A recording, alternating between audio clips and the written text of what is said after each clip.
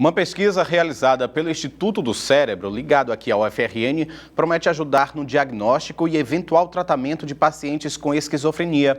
Esse é o assunto do Saber Ciência de hoje.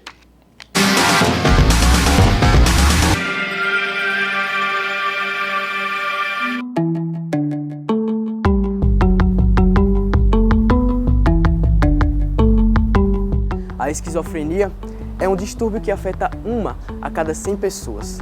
Quem sofre com esse problema costuma apresentar um comportamento social fora do comum, muitas vezes com pensamentos pouco claros e uma forma confusa de falar. Mas você sabia que um novo estudo pretende tornar mais fácil o diagnóstico e o tratamento desse problema através da fala? É hora de descobrir. É hora de saber ciência.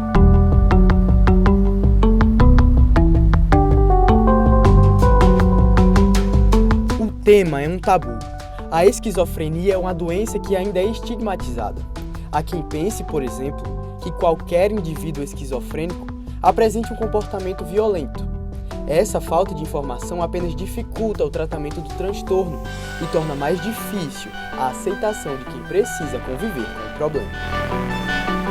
Muitas vezes as pessoas pensam na esquizofrenia como se fosse delírios e alucinações.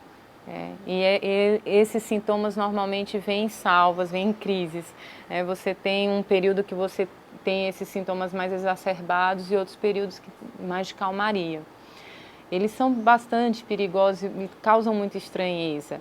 No entanto, aqueles sintomas de desconforto em situações sociais, dificuldade de voltar a acompanhar um raciocínio, acompanhar atividades que ele fazia no dia a dia, isso vai trazendo marcas para o sujeito que vai dificultando a convivência, até mesmo com seus familiares, a perspectiva de vida que aquele sujeito tem. E muitas vezes é necessário que se tenha uma medida muito mais holística e de cuidado para reabilitar o sujeito para o convívio social, para que ele consiga voltar a trabalhar, a estudar, a realizar seus sonhos e ter uma vida plena.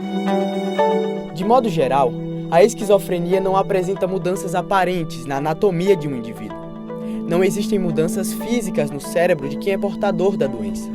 Assim, não é possível saber quem sofre com o problema através de exames de imagem, por exemplo. Dessa forma, o diagnóstico acaba sendo muito subjetivo, dependendo somente da interpretação de um profissional através da observação do paciente, pelo menos por enquanto. A questão é que a busca de biomarcadores para fenômenos muito complexos do comportamento não é algo simples.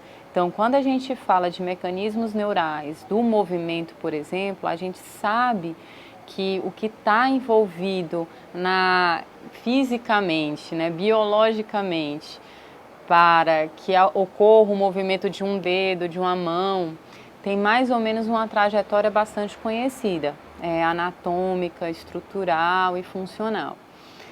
Mas para comportamentos complexos que têm a ver com como que a gente pensa ou como que organiza o pensamento, tem muitos desafios para se chegar ainda nesses biomarcadores. Está surgindo um novo campo conhecido como psiquiatria computacional, na melhor avaliação, numa avaliação mais precisa desse tipo de comportamento.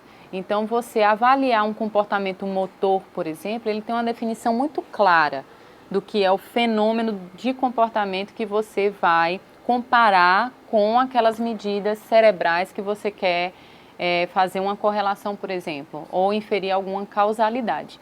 A ideia é ser algo complementar. Para a realização da pesquisa, os neurocientistas entrevistaram 42 pessoas, pedindo a cada uma delas relatos sobre diferentes acontecimentos. Todas essas entrevistas foram gravadas, transcritas para um computador e analisadas por um software, capaz de examinar o discurso de cada entrevistado.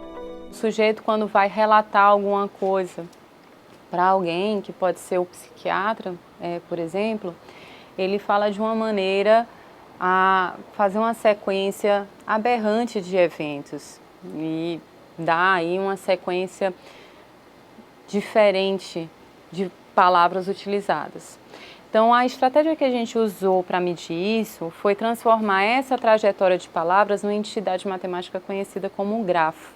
Então, a gente pega cada palavra que o sujeito relata em resposta a uma pergunta e representa essa palavra como um nó, e a sequência das palavras é representada por setas, que a gente chama de arestas.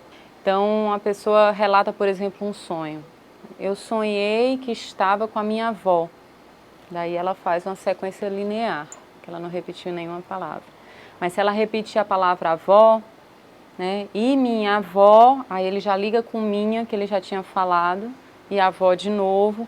Então ele fecha esse loop e já faz uma aresta paralela, e daí continua o relato com níveis de complexidades diferentes. Um discurso menos conectado e uma forma confusa de falar são indicativos de que aquela pessoa pode ter esquizofrenia. Identificar e diagnosticar o problema o quanto antes é uma forma de adiantar o tratamento de uma doença que ainda não tem cura, mas que também não deve ser um obstáculo para uma vida normal.